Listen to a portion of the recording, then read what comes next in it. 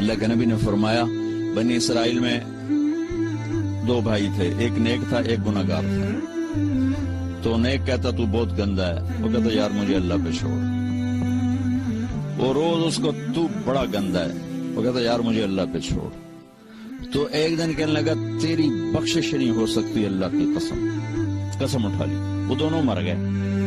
تو اللہ نے اس عابد سے کہا تو نے اتنی بڑی قسم کیوں اٹھائی کہ اس کی بخشش نہیں ہو سکتی؟ تو ٹھیکیدار چل بے تو جا جنت میں.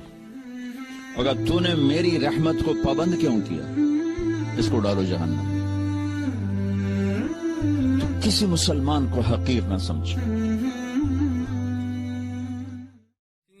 جنت خلد مقام